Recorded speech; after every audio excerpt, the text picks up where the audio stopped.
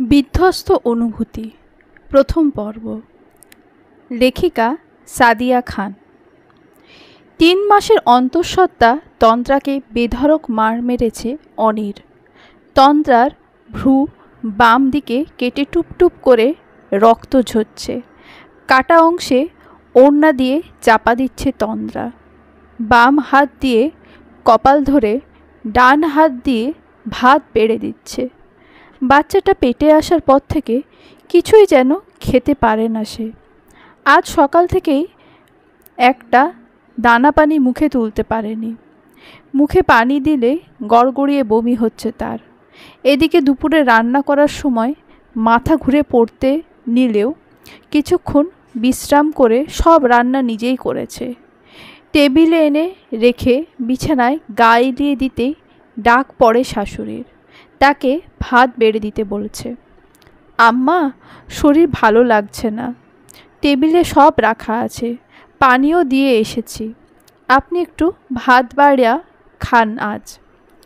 অনুনয়ের গলায় বলেছিল তন্দ্রা, কিন্তু রাগে ক্ষোভে তার শাশুড়ি ভাত বেড়ে না খেয়ে সিঁড়ির ওখানে বসে আছে। তন্দ্রা জানেও না যে তার শাশুড়ি খায়নি। শরীর এতটা দুর্বল যে সে ঘুমিয়ে গেছিল সাথে সাথেই। রাত 10টার সময় তন্দ্রার স্বামী অনির অফিস থেকে ফিরে দেখতে পেল তার মা বাইরে সিঁড়ির এক পাশে বসে কাঁদছেন। তার পাশে বসে আছে পাশের ফ্ল্যাটের এক বয়স্ক মহিলা। দ্রুত পায়ে মায়ের কাছে এগিয়ে আসতেই সবটা শুনল অনির। তার মা ভাত চেয়েছে বলে অপমান করেছে তন্দ্রা। আরও অনেক কথা বলেছে। পাশের মহিলাটাও সাই দিল।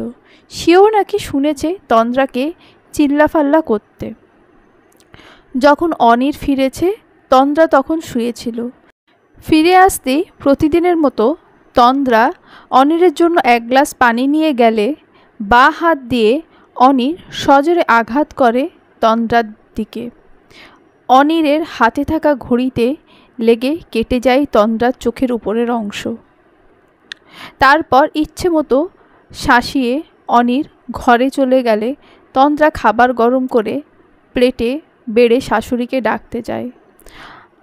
আয়না বেগম তার কথায় অনড়। সে কিছুতেই তন্দ্রার হাতের খাবার খাবেন না। কান্নাকাটি করে একাকার অবস্থা। বারবার করে বলছে ছেলেকে তাকে বৃদ্ধাশ্রমে রেখে আসতে। এই মেয়ে তাকে সেবা যত্ন তো দূরে থাক, ভাত অবধি দেবে না। পাশের ফ্ল্যাটের সেই মহিলা আবার এসেছে।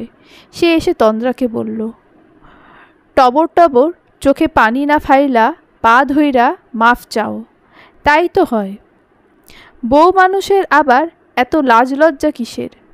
শাউরি মায়ের সামনে যাও, মাফ চাও। তন্দ্রা কোনো সমাধান না পেয়ে তার শাশুড়ির পায়ে ধরে মাফ চাইল। এরপর ভদ্রমহিলা খাবার টেবিলে বসে ভাত খেলেন। রাতেও কিছু খেতে পারল না তন্দ্রা।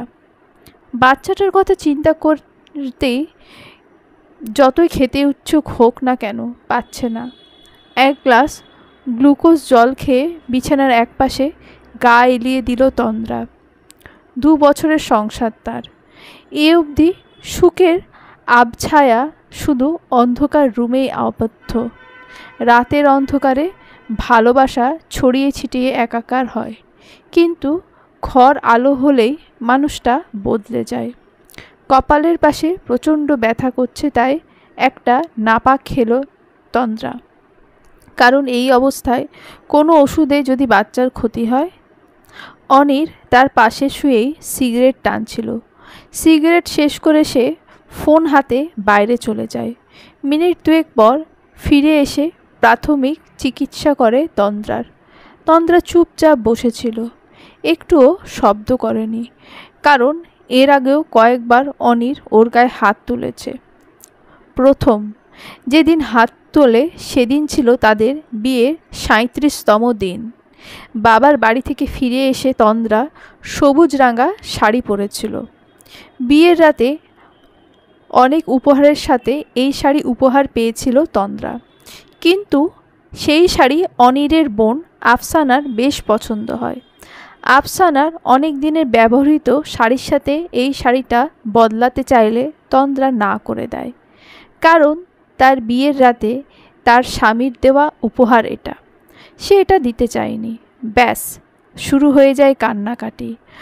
অনির মা বুক চাপড়ে কেঁদে বলেছিল, এই মাইয়া আমার মাইয়া গো, ভাত দিবে না, আমি কি কাল সাপ আনলাম, এখনই এই রূপ, সামনে আমাগো বাড়ি ছাড়া করবে। তন্দ্রা আফসানাকে এই শাড়ি ব্যতীত সকল শাড়ি এনে দিয়েছিল, যেটা পছন্দ হচ্ছিল ওটা বাদ দিয়ে যা ইচ্ছে নিক, কিন্তু আফসানার ওটাই চাই। অনির এসে সবটা জেনে তন্দ্রার গা থেকে শাড়ি খুলে নিয়ে আফসানাকে দিয়েছিল। তন্দ্রা জিজ্ঞেস করেছিল কেন নিল। বিনিময়ে বিয়ের ৩৭তম দিনের মাথায় থাপ্পড় মেরেছিল অনির তন্দ্রাকে। ৫ আঙ্গুলের দাগ নিয়ে তন্দ্রা মেনে নিয়েছিল সব, কিন্তু সবার কপালে সব সয় না। অনুভূতিগুলো সবেমাত্র বিধ্বস্ত হতে চলেছে। শাড়ির ভাগ দেওয়া যায়, সংসারের ভাগ দেওয়া যায়? আপু, ইট দিয়ে পিঠে বাড়ি খেয়েছেন কখনো? স্বামীর বেল্টের আঘাত? ও, আপনার তো এখনো বিয়েই হয়নি। বিয়ের প্রায় ১৭ মাস পরের একটি ঘটনা। তন্দ্রা বারান্দায় দাঁড়িয়ে আকাশ দেখছিল। সামনের বাসায় এসেছে এক পিচ্চি মেয়ে। সেই মেয়ে সারা দিন বারান্দায় এসে তন্দ্রাকে ডাকত। তন্দ্রা মাঝে মধ্যে বারান্দায় দাঁড়িয়ে মেয়ের সাথে জুড়ে দিত খেজুরে আলাপ। এমন একদিন বৃষ্টির বিকেলে তন্দ্রা মেয়েটির সাথে কথা বলছিল, সাথে বারান্দায় লাগানো টবে পানি দিচ্ছিল। শাশুড়ি মা নতুন মরিচ গাছ এনেছে, সেগুলো লাগাচ্ছে। আলগোছে ওড়না বেঁধেছিল ঢিল হয়ে, হাতে মাটি, তাই সে ওড়না ঠিক করতে পারেনি। বারান্দায় আর কেউ ছিল না, শুধু সামনের ফ্ল্যাটের টুসি। কাজ শেষ করে যখন ফিরে আসবে তখন দেখে তার পেছনে দাঁড়িয়ে আছে অনির। চোখে মুখে রাগের অভিব্যক্তি ফুটে উঠছে। তন্দ্রা তাকিয়ে মুচকি হাসতে হাতে টান দিয়ে ঘরে নিয়ে এলো। বারান্দা থেকে একটা আস্ত ইট এনে আঘাত করল তন্দ্রার পিঠে। একবার নয়, দুবার নয়, পুরো ৩ বার। দরজার কাছ থেকে তার ননদ বলেছিল, বাইরের মানুষকে বুক দেখিয়ে ঘুরো, কত কুরকুরানি। বিয়ের এই কদিনেই পরকীয়া শুরু। অনিরের মা বলল, আজ থেকে বারান্দায় যাওয়া বন্ধ। তাই তো বলি, টুসির লগে এত কিসের খাতির? আরে সব তো ওর মামার সাথে ফষ্টি নষ্টি করার ধান্দা। কেউ এগিয়ে এসে ধরলও না। তন্দ্রা কাটা মুরগির মতো বাদ দুয়েক মুখ দিয়ে শব্দ করে জ্ঞান হারায়। যখন জ্ঞান ফেরে তখন নিজেকে বিছানায় আবিষ্কার করে। পেছনের দিকে তার ফুলেছে অনেকটা, হয়তো হাড় ভেঙেছে। বাবার বাড়ি কল দিতেও দিল না, কারণ তারা আগেই ২ হাত উপরে তুলেছে। বিয়ের পর স্বামীর সংসারই সব। প্রথম শাড়ি নিয়ে ঝামেলা হওয়াতে তন্দ্রা রাগ করে বাবার বাড়ি চলে যায়। তখন তাকে সাফ সাফ জানিয়ে দেওয়া হয়েছে, এই বাড়িতে আসো, ২-৪ দিন থাকো, তবে চলে যাবে। কেউ যেন জিজ্ঞেস না করতে পারে কয়দিনের জন্য এসেছো, কবে চলে যাবে, এর আগেই চলে যাবে। স্বামীর অধিকার আছে বউকে শাসন করার, আর একটু আধটু মার ওসব ব্যাপার না। সকাল সকাল ঘুম থেকে উঠতেই শাশুড়ির আদেশ দিলেন যেন তার মেয়ের রুম জলদি গোছানো হয়, কারণ তার ৭ মাসের পোয়াতি মেয়ে আসবে আজ। তার সেবা যত্নে যেন কোনো ত্রুটি না থাকে। নাস্তা বানিয়ে তন্দ্রা নিজে হাতে সব গুছিয়ে রাখল। দুপুরে রান্না করে আজ আগ বাড়িয়ে নিজে খেতে বসেছে। হোক ২-১ দিন অনিয়ম, শুকনো মরিচ পোড়া দিয়ে ভাত মেখে তেঁতুল দিয়ে খাচ্ছে। ঠিক তখন অনিরের বোন এবং বোন জামাই এলো। তাদের আপ্যায়ন করতে করতে হয়তো সবাই ভুলে গেছে মেয়েটা পোয়াতি। দুপুরের খাওয়ার পর তন্দ্রাকে তার ননদ স্বামী বিশ্রাম নিতে বললেন, কারণ সেও গর্ভবতী। প্রত্যুত্তরে তার শাশুড়ি বললেন, এখনকার সব পোলাপনকে পেট কেটে বার করতে হয় কেন জানো? এই যে সবসময় সারাদিন শুয়ে বসে কাটায় বলে। যদি একটু খেটে খুঁটে খায় তাহলে ব্যায়াম হয় আর বাচ্চাও সুস্থ থাকে। মা, আপনার মেয়েও তো এক সময় পার করেছে, আপনি তো তাকে আজ হাতে তুলে খাইয়ে দিচ্ছেন। এই যে বিদ্যুৎ নেই, বাতাস করছেন, আর ভাবিকে বলছেন এই গরমে রান্নাঘরে কাজ করতে। বিষয়টা আপনিই বলুন।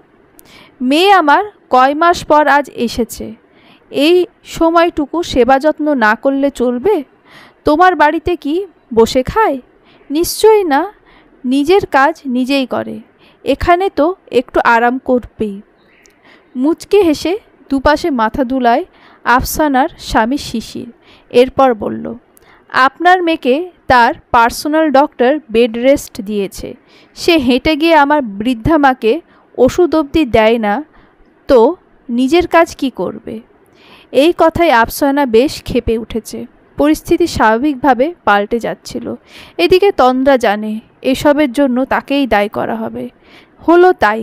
অনির বাড়িতে আসতে না আসতেই তার কাছে বিচার চাইতে গেল। গমগমে চোখে অনি তন্দ্রার দিকে তাকিয়ে বলল, ভেতরে যাও। ও মা, ও কি কথা? আফসানা একটু কাবাব খেতে চেয়েছে তোর বউয়ের হাতের। একটুকু বুঝি আমার মেয়ের জন্য তোর বউ করতে পারবে না? এজন্যই। কথা শেষ করার পূর্বে অনির তন্দ্রাকে রান্নাঘরে চলে যেতে বলল। পুরো সময় নীরব দর্শকের মতো চেয়েছিল শিশির। এজন্যই কথায় কথায় মানুষ বলে, আমার ছেলেটা আর মানুষ হলো না, সারাদিন বইয়ের আঁচল ধয়রা রাখে। শালা হারামি একটা। না হইলে বইয়ের কাপড় শুকাতে নিয়ে যায়। আর এদিকে আমার মেয়ের জামাইটা সোনার টুকরো ছেলে, কপাল কইরা জামাই পেয়েছি। যা বলে আমার মেয়ে তাই শোনে। বিকেলবেলার এই সময়টা তার মায়ের সাথে কথা বলে তন্দ্রা। বাবা মা বেঁচে আছেন। নিয়ম করে পুরো দিনে একটু সময় বড্ড শান্তি পায় তন্দ্রা।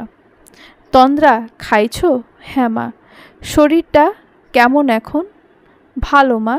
জামাই কি এখনও মারধর করে? না মা। প্রতিদিন কেন জিজ্ঞেস করো এক কথা?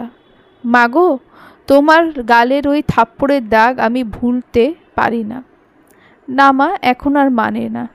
ডিম দুধ কিছু কিছু খাইও, না হলে বাচ্চাটার পুষ্টি আসবে কই থেকে? আমারও ইচ্ছে হয় তোমারে আমার কাছে এনে রাখি, কিন্তু তোমার ভাবি 8 মাস চলে, তার নিয়া পারি না। সারাদিন পিছু পিছু ঘুরে। সে তার বাপের বাড়িও যাবে না।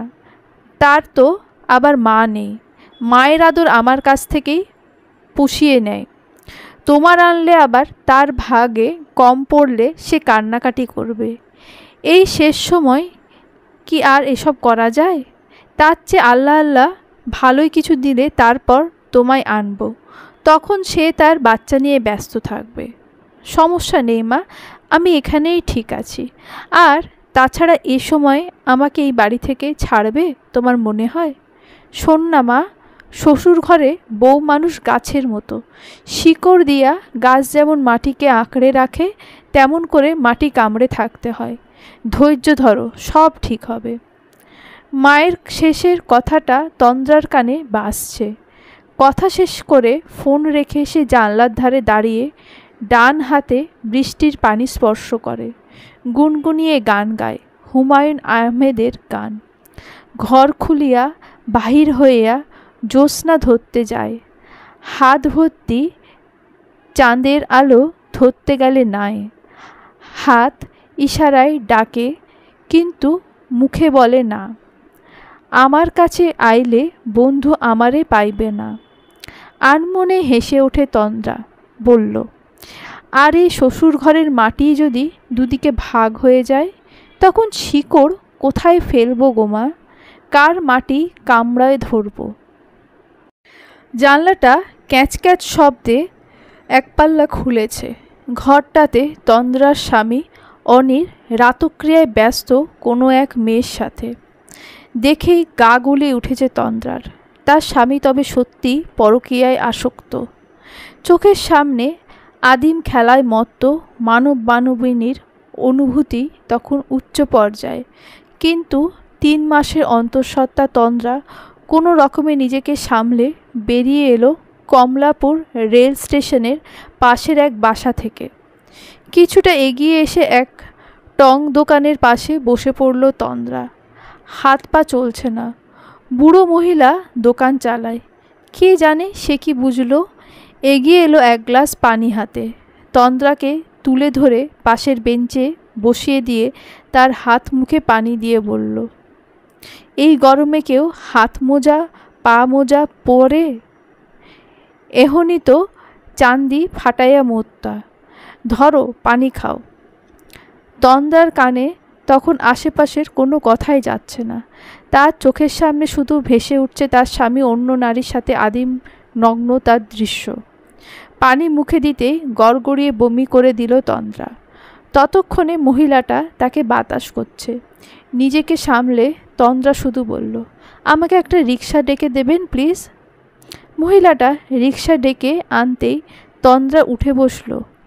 মহিলার হাতে শখানেক টাকা নোট গুজে দিতেই রিক্সা চলার জন্য অনুরোধ করে তন্দ্রা। তাদের বিয়ে 2 বছর চলছে। কিছুক্ষণ আগে অবধিও সব স্বপ্নের মতো ছিল, কিন্তু এখন সব দুঃস্বপ্ন। আগত ভবিষ্যৎ দেখে ভয়ে শিউরে উঠেছে তন্দ্রা। রিক্সা নিয়ে সে সরাসরি নিজের বাবার বাসায় চলে এসেছে। মা ভাবিরা প্রশ্ন করলেও কোনো জবাব দেয়নি সে। বিয়ের আগে তার জন্য যে ঘরটা বরাদ্দ ছিল সেখানে রুমে প্রবেশ করে দরজা বন্ধ করে বিছানায় গা এলিয়ে দিয়েছে। কয়েকদিন যাবৎ অনিরের পরিবর্তন লক্ষ্য করছিল, কিন্তু কিছু বলেনি। বিশেষ করে নতুন প্রজেক্টের কাজ যেদিন খুলনা গেল তার দিন 10 পর থেকেই এমন পরিবর্তন। ভেবেছিল হয়তো কাজের জন্য এমন, কিন্তু আজ সকালে দেখা মেসেজটা তার ধারণা পাল্টে দেয়। নিজেকে ভুল প্রমাণ করার জন্য সে বারবার প্রার্থনা করছিল, কিন্তু সত্যের তিক্ততার মুখোমুখি তাতে হতেই হয়েছে। নীলিমার পাশ থেকে উঠে একটা সিগারেট ধরায় অনির। সিগারেটের স্বাদটা আজ বড্ড পানসে লাগছে। তার পাশেই উপুর হয়ে ঘুমিয়ে আছে নীলিমা। নীলিমা, নীলিমা, নীলিমা। তার জন্য একটা রহস্যময় নাম নীলিমা। সাদা মসৃণ পিঠে ছড়িয়ে আছে চুল। হালকা ব্রাউন চুলের কারণে তাকে আরও বেশি আকর্ষণীয় লাগছে। ফোন হাতে নিয়ে অনির দেখল দুপুর 2টো বাজে। নিশ্চয়ই তন্দ্রা অপেক্ষা করছে ওর জন্য। বেচারি ওকে ছাড়া খেতে বসে না। ওর খাওয়ার খবর নেওয়ার পর সে খাবার খায়, কিন্তু আজ তন্দ্রার ফোন বারবার ট্রাই করেও বন্ধ পাচ্ছে সে। বিকেলবেলা ঘুম থেকে উঠে গোসল সেরে বাইরে এলো তন্দ্রা। তার মা তখন তার ছোট ভাইয়ের বউকে মাথায় তেল দিয়ে দিচ্ছে। বেশি বেশি করে তেল দিয়ে বেনি করে গুছিয়ে রাখে সে তার পুত্রবধূকে। অথচ সে কি একবারও খেয়াল করে তার মেয়ের মাথার চুল যে খুব রুক্ষ? বড় ভাবি তন্দ্রাকে ভাত দিলেও মা এখনও আসেনি। খাওয়া শেষ হওয়ার আগেই তার বড় ভাই এসে পাশে বসেছে। তনু, কেমন আছিস? ভাইয়ের দিকে তাকিয়ে মুচকি হাসে তন্দ্রা। এরপর মাথা দুলিয়ে বলল, ভালো আছি। অনির কেমন আছে? তোর শাশুড়ি? সংসার কেমন চলছে? তন্দ্রা একবার ভাবল সে সব ভাইকে জানাবে, কিন্তু কি একটা ভেবে বলল না। ভালোই চলছে। তাহলে না বলে হুট করে চলে এলি যে একা একা? আগে বলিসনি তুই আসবি? সব ঠিক আছে তো? খবর না দিয়ে আসা যায় না? বিয়ের পর একবার তুই এইভাবেই এসেছিলি, মনে আছে? তোর ননদ শাড়ি নিয়ে ঝামেলা করায় অনির মেরেছিল, তাই এসেছিলি। মাঝে একা আসিসনি, তাই মা তোর ভাবিরা ভাবছে। না, কিছু হয়নি। তন্দ্রা ভাত খাওয়া থামিয়ে দিল। এ বাড়িতে আসার অধিকার তার ফুরিয়েছে আগেই। সে নিজেই মনে করে অযাচিত চলে এসেছে। তাকে চুপ থাকতে দেখে তার ভাই বলল, কিছু হলে আমাকে বল বোন, লুকাচ্ছিস না তো? সুখে আছিস তো? ভাইয়ের কথায় 2 চোখ উপচে পানি আসছিল, তবুও সেদিকে পাত্তা দিল না তন্দ্রা।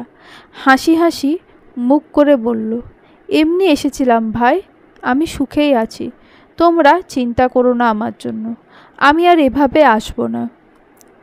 আসবি না কেন? আসবি, খাবি, থাকবি নিজের ইচ্ছে মতো। বাড়ি কি আমাদের একার? বড় ভাই চলে যাওয়ার পর তন্দ্রা রান্নাঘরে যাচ্ছিল প্লেট রেখে হাত ধুতে। তখন অনিচ্ছা সত্ত্বেও দুই ভাবির কথা তার কানে এলো। দেখ ছোট দেখ, তোর জন্য রাখা তরকারি তন্দ্রা অনেকটা খেয়ে নিল রে। আসবে যে বলে আসবে না। আজ তরকারিটা মজার ছিল, ভেবেছিলাম আবার একটু ভাত খাবো। দেখো না একটু পর পর ক্ষুধা লাগে। আমি রাতে আবার রেঁধে দেব। মাকে বলিস না, মন খারাপ করবে, কারণ তার মেয়েও পোয়াতি। ঝগড়াঝাটি করে এসেছে নাকি জানি না, তবে ও ঝগড়ার বাতিক নেই, সহ্য ক্ষমতা অনেক বেশি। বিয়ের পর একবার এসেছিল ঝগড়াঝাটি করে, এরপর আর আসেনি। তন্দ্রা রান্নাঘরে আর যায় না। কলতলা থেকে প্লেট হাত মুখ ধুয়ে ঘরে এসে প্লেট গ্লাস জায়গা মতো রাখে। বোরকা হাতে বসে একটু ফ্যানের নিচে। ঠিক সেই সময় মা ভাবিরা এলেন। তন্দ্রার সাথে কথা বলছিল। তার মায়ের প্রথম বাক্য ছিল, তুই কি আজকেই চলে যাবি? হাসি হাসি মুখ করে তন্দ্রা বলে, এই তো মা, রেডি হচ্ছি, এক্ষুনি বের হব। এভাবে এলি কেন? একটা রাত থেকে যা। না মা, আমি বুঝিনি আমি আসতে তোমাদের এত ঝামেলা হবে। এরপর বড় ভাবির দিকে তাকিয়ে বলল, আবার তোমার তরকারি রান্নায় ঝামেলায় ফেললাম গো, কষ্ট করে রেঁধে নিও। ভাবিদের বুঝতে সমস্যা হলো না যে তন্দ্রা তাদের কথা শুনেছে। বড় ভাবি তার দুহাত ধরে বলল, ভাই তুমি মন খারাপ করছো কেন? আমি কিন্তু ওভাবে বলিনি। আমি মন খারাপ করব কেন? তোমরা যা বলেছ ভুল তো বলনি। বাবার বাড়ি থেকে বেরিয়ে এলো তখন আকাশে মেঘ জমেছে। চারিদিকের মানুষ যার যার আপন নিরাপদ স্থানে আপনজনের কাছে যাচ্ছে। তন্দ্রা তখন হাঁটছে এলোমেলোভাবে। সে জানে না গন্তব্য কোথায়, কারণ কিছু মানুষের সব থেকেও তো নেই। দুই পরিবার থাকতেও তাদের কোনো ঘর নেই, আপনজন নেই। তাদের ভাসতে হয় কচুরিপানার পাতার মতো, পানির টানে এক স্থান থেকে অন্য স্থানে। স্থায়িত্ব হয় কবরের মাটিতে। তন্দ্রার এলোমেলো পদক্ষেপগুলো এগিয়ে যাচ্ছিল তার অনিশ্চিত ভবিষ্যতের দিকে। যাও, ক্ষমা করলাম আবার। তুমি আমার অভিমানের যোগ্য নও। ভালোবেসেছিলাম তোমায়, তুমি আমার ঘৃণারও যোগ্য নও। যাও, প্রতিজ্ঞা করলাম এক ফোঁটা কাঁদব না। জয়, অনুরোধ করো, আমি আর ফিরব না। আমি তো ভুলেই গেছি তুমি কেনই বা ফিরবে। তোমার খেলনা ছিলাম, এখন ভেঙে গেছি। আজ হয়তো অন্য খেলায় মাতবে, তবে মনে করিয়ে দেওয়া ভালো, খেলনা নয়, রানী। আমি ভালোবাসার কালিতে লেখা প্রেম কাহিনী। আমি, হ্যাঁ, আমি ভেঙেছিলাম পুরোপুরি। তবে এখন একটা টুকরো জমাবো। তুমিও এবার দেখে নাও কি দারুণ হ্যাপি এন্ডিং বানাবো। ড্রেসিং টেবিলের সামনে বসে চোখে কাজল দিচ্ছিল নীলিমা। হাতে কাজল নিয়ে আয়নার দিকে তাকিয়ে অভিষেক করের কথাগুলো বলল নীলিমা। অনির তখন সবেমাত্র গোসল সেরে বেরিয়েছে। তোয়ালে পাশে রেখে বিস্ময়কর দৃষ্টিতে তাকিয়ে আছে আয়নার দিকে। এত অভিমান কেন? পাশে রাখা নিউজ পেপার হাতে নিয়ে বলল, দেখো মানুষটা কতটা জানোয়ার হলে এসব করতে পারে। ঘরের বউ বাচ্চা রেখে পরকিয়া করে বেড়াচ্ছে, আর বউ প্রতিবাদ করতে তার সামনে বাচ্চাটাকে মেরে ফেলেছে। কেন জানো? কথাগুলো শুনে নীলিমার পাশ থেকে উঠে যায় অনির। বেড সাইডে টেবিলের ওপর থেকে সিগারেটের প্যাকেট উঠিয়ে একটা সিগারেট মুখে পুরে অনির জিজ্ঞেস করলো, কেন? তখন ধপ করে জ্বেলে উঠল লাইটারটা। সিগারেটের প্রথম টান দিয়ে এক রাশ ধোঁয়া ছড়িয়ে দিল সে। কারণ বউ বলেছিল তার সংসারে মায়া নেই, মাত্র ছেলের জন্য সংসারে পড়ে আছে। তাই স্বামী সন্তানকে তার সামনেই মেরে ফেলল, মেয়েটাকে বেঁধে। ভাবা যায় এসব? ভাবা যায়, কারণ প্রণয় বিষে সব সম্ভব। প্রণয়ের বিষ গোখরো সাপের বিষের থেকে জ্বালাময়। এ বিষ তোমাকে না দেবে বাঁচতে, না দেবে মরতে। ভালো বললে তো। এখন বলো, আমরা বিয়ে কবে করছি? খুব দ্রুত। টলটলে পায়ে হাঁটতেছিল তন্দ্রা। বাড়ি থেকে অনেকটা দূরে সে চলে এসেছে। পেছনে রয়ে গেল তার শৈশব, কৈশোর, সদ্য পা দেওয়া যৌবনের স্মৃতি। সে কোথায় যাবে? স্বামীর সংসারে ফিরলে অসম্মান, বাবার ঘরে অতিথি মাত্র। আমি তাকে বারবার প্রশ্ন করছে, ব্যর্থ জীবনে তপস্যার থেকে মৃত্যুকে বরণ করা কি শ্রেয় না? বৃষ্টি থেকে বাঁচতে সে পাশের একটা প্রাইভেট হাসপাতালের আশ্রয় নিল। ওয়েটিং রুমে তখন অনেকে। ক্লান্ত শরীরে মাথা নিচু করেছিল তন্দ্রা। পাশে বসে থাকা এক ভদ্রমহিলার কোলে থাকা বছরখানেকের বাচ্চা তার দিকে হাত বাড়িয়ে টানছে, মুখ দিয়ে শব্দ করছে, বা বা বা বা। তখন চন্দ্রা চোখ মেলে তাকায়। হঠাৎ মনে হয় তাকে অনিলের কাছে ফিরতেই হবে তার সন্তানের জন্য। কিন্তু সেই দৃশ্য ভেসে ওঠে মানসপটে, বিষিয়ে দেয় তন্দ্রার মন। কি করবে সে? তার কি করার আছে? যখন শুরুর দিকে সম্পর্ক ছিন্ন করতে চেয়েছিল, তখন সবাই বলল, একা তো রাখা যাবে না, বিয়ে দিতেই হবে। পরের জন যে ভালো হবে তার গ্যারেন্টি কি? তার শক্তি হয়ে কেউ নেই। বিয়ের পর বন্ধ হয়ে গেছে লেখাপড়া, না আছে কোনো চাকরি বা সামান্য টাকা পয়সা। সে কোথায় যাবে? নিজের ভেতরে থাকা ছোট্ট হৃদয় স্পন্দনের জন্যও তাকে বাঁচতে হবে। দাঁতে দাঁত চেপে উঠে দাঁড়ায় তন্দ্রা। ফিরে আসে স্বামীর বাড়িতে। বাড়ি ফিরে এসে দেখে অনির বসে আছে ঘরে। তাকে কিছু না বলে ওয়াশরুমে চলে যায় তন্দ্রা। ফিরে আসতেই দেখে অনির দুটো বার্গার নিয়ে বসে আছে। পাশে থাকা ব্যাগের লোগো বলে দিচ্ছে আজ অনির বেশ খরচ করেছে। সেদিকে ভ্রুক্ষেপহীন তন্দ্রা। রাতের খাবার বসাতে যাচ্ছিল, তখন অনির তার হাত ধরে বলল, রাতের খাবার বানাতে হবে না, আমি নিয়ে এসেছি, এটা তোমার জন্য। এসো, বসো। তন্দ্রা হাত ছাড়িয়ে নিয়ে বলল, তার ক্ষুধা নেই, তবে অনির নাছোড়বান্দা। একটু মুখে দিতেই বমির কথা বলে বাইরে এসে ফেলে দিল। আজ থেকে সে শুধু বেঁচে থাকার জন্যই বাঁচবে। অনিরের থেকে, এই সংসারের থেকে নিজেকে গুটিয়ে নেবে। দেখতে দেখতে কেটে গেল প্রায় 1 মাস। তন্দ্রার পেট কিছুটা ফুলেছে। সময় পেলেই সে নিজের পেটে হাত রেখে বসে থাকে।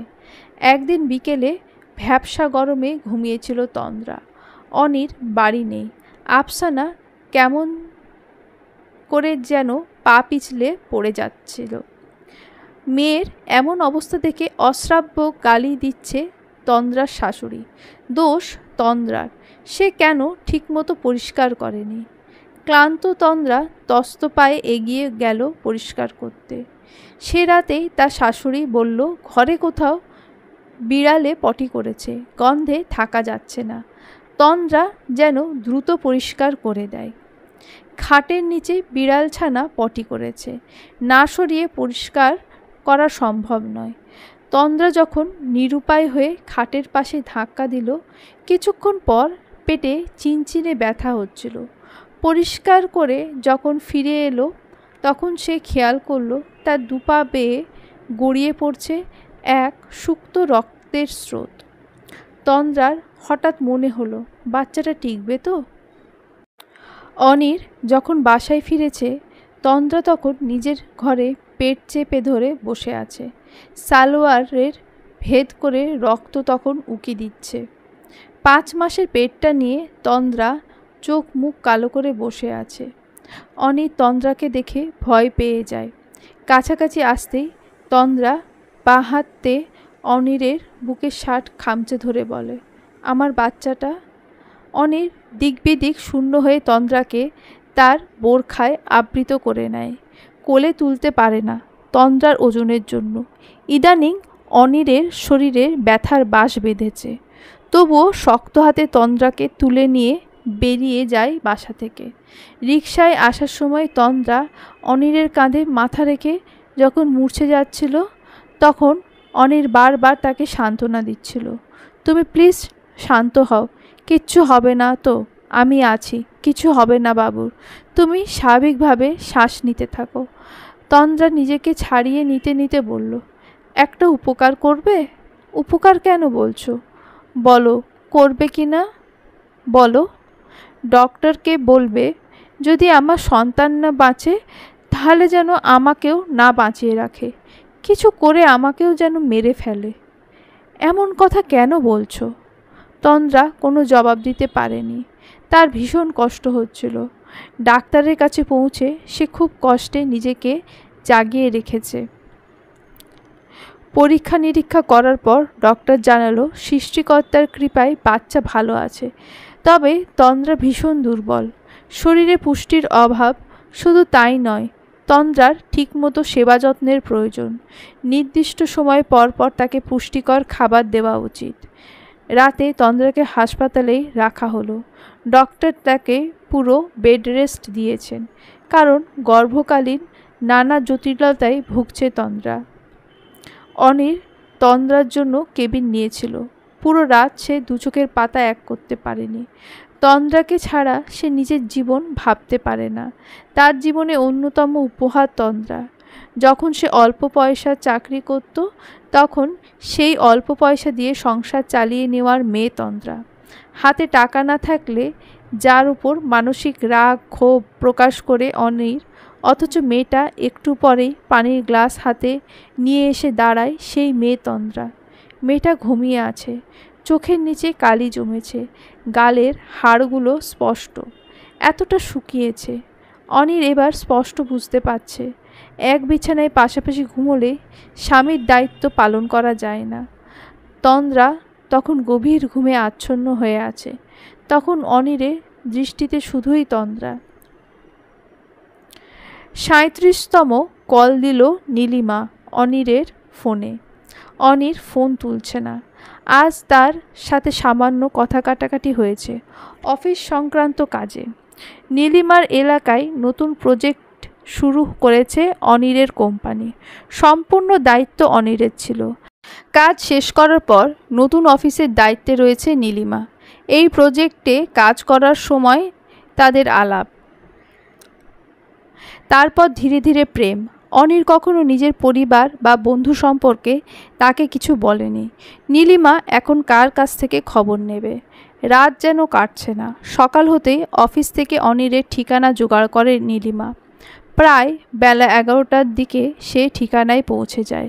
অনির তন্দ্রাকে নিয়ে তখন সবেমাত্র ফিরছে।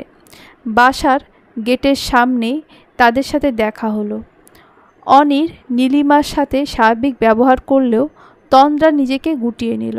মেয়েটার কথা এটা স্পষ্ট বুঝতে পারছিল যে নীলিমা নামে মেয়েটি হয়তো জানেই না অনির বিবাহিত। জীবনটা নাটকের চেয়েও নাটকীয় মোড় নেয়। অনির জানে না তন্দ্রা সবটা জানে। নীলিমা জানে না তন্দ্রা কে, আবার তন্দ্রা সবটা জেনেও বড্ড অসহায়। ড্রয়িং রুমে বসে যখন নীলিমা অনিরকে হাজারখানেক প্রশ্ন করছিল, তন্দ্রা তখন মনে মনে একটা ভয়ঙ্কর সিদ্ধান্ত নিল। নীলিমাকে বাসায় দেখে অনির ভীষণ চমকে উঠেও প্রকাশ করেনি। এখানে নীলিমা প্রত্যাশিত ছিল না। তাছাড়া তন্দ্রাকে কি বলে পরিচয় করিয়ে দেবে?